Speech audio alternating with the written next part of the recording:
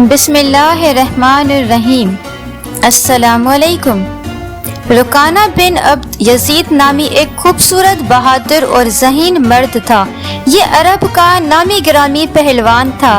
بہت سارے پہلوان آئے جنہیں اس نے ایک ہی داؤ میں پٹک کر اٹھنے کے قابل نہ چھوڑا۔ وہ وحشی انسان تھا، صرف لڑنا مارنا جانتا تھا۔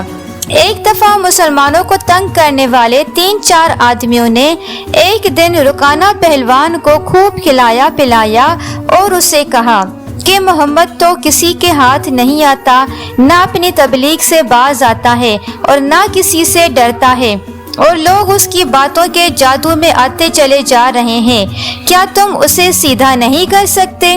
رکانہ نے کہا کہ کیا تم میرے ہاتھوں سے اس کی ہڈیاں توڑوانا چاہتے ہو؟ پھر رکانہ نے بہت ہی متکبر لہجے میں کہا، لاؤ اسے میرے مقابلے پہ، لیکن وہ میرا نام سن کر مکہ سے بھاگ جائے گا۔ نہیں، میں اس کے ساتھ لڑنا بھی توہین سمجھتا ہوں۔ اس نے اکسانے والے آدمیوں کی بات نہ مانی۔ وہ کسی پہلوان کو اپنے برابر سمجھتا ہی نہیں تھا۔ مسلمانوں کے دشمن خاموش ہو گئے، لیکن سوچتے رہے کہ محمد کو رکانہ کے ہاتھوں گرا کر آپ صلی اللہ علیہ وسلم کا تماشا بنایا جائے۔ نعوذ باللہ۔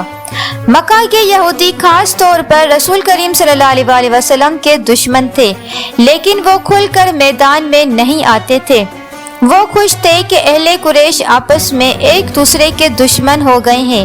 انہیں پتہ چل گیا کہ قریش کے کچھ آدمیوں نے رکانہ پہلوان کو اکسایا ہے کہ وہ رسول کریم صلی اللہ علیہ وسلم کو کشتی کے لیے للکارے، لیکن وہ نہیں مان رہا۔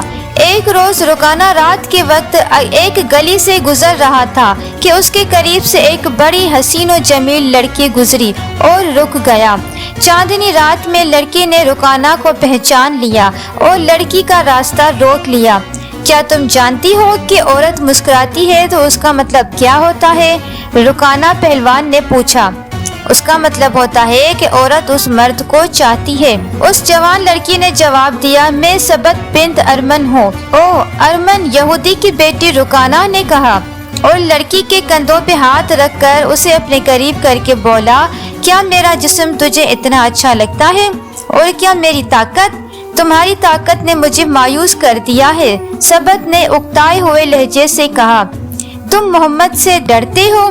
کون کہتا ہے؟ رکانہ نے گرج کر پوچھا۔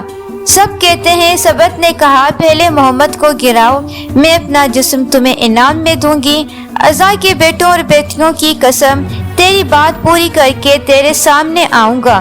رکانہ نے کہا، لیکن تو نے غلط سنا ہے کہ میں محمد سے ڈرتا ہوں۔ بات یہ ہے کہ میں اپنے سے کمزور سے لڑنا میں اپنی توہین سمجھتا ہوں، لیکن تیری بات پوری کروں گا۔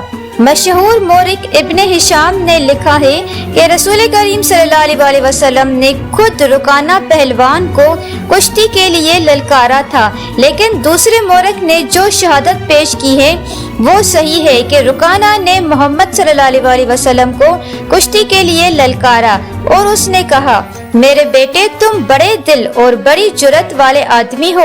میں یہ بھی تو جانتا ہوں کہ تم جھوٹ بولنے سے نفرت کرتے ہو، لیکن مرد کی جرأت اور صداقت کا پتہ اکھاڑے میں چلتا ہے۔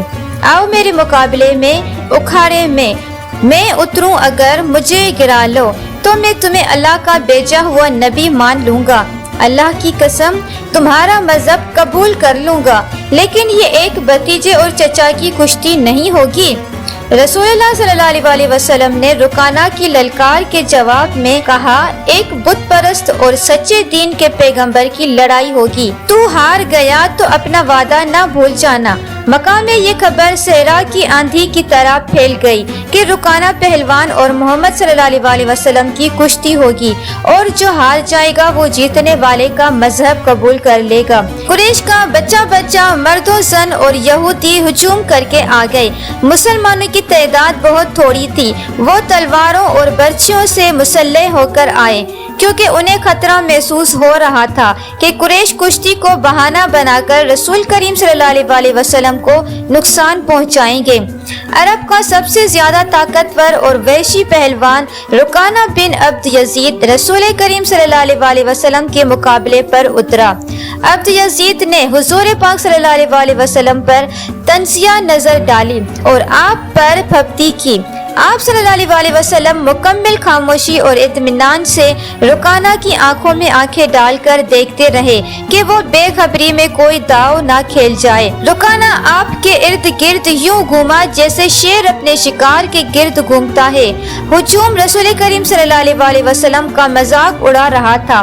مسلمان خاموش تھے، وہ دل ہی دل میں اللہ کو یاد کر رہے تھے۔ انہوں نے اپنی تلواروں کے دستوں پر ہاتھ رکھے ہوئے تھے۔ پھر نہ جانے کیا ہوا کہ رسول کریم صلی اللہ علیہ وسلم نے کیا داؤ کھیلا۔ مورخ لکھتا ہے کہ آپ صلی اللہ علیہ وسلم نے رکانہ کو اٹھا کر زمین پر پٹک دیا۔ رکانہ زخمی شیر کی طرح اٹھا اور آپ صلی اللہ علیہ وسلم پر حملہ آور ہوا۔ آپ صلی اللہ علیہ وسلم نے پھر وہی داؤ کھیلا اور اسے پٹک دیا۔ وہ اٹھا تو آپ صلی اللہ علیہ وسلم نے اسے تیسری بار پھر پٹکا۔ بھاری بھرکم جسم 3 بار پٹکا گیا تو کشتی جاری رکھنے کے قابل نہ رہا۔ رکانہ سر جھکا کر اکھاڑے سے نکل گیا۔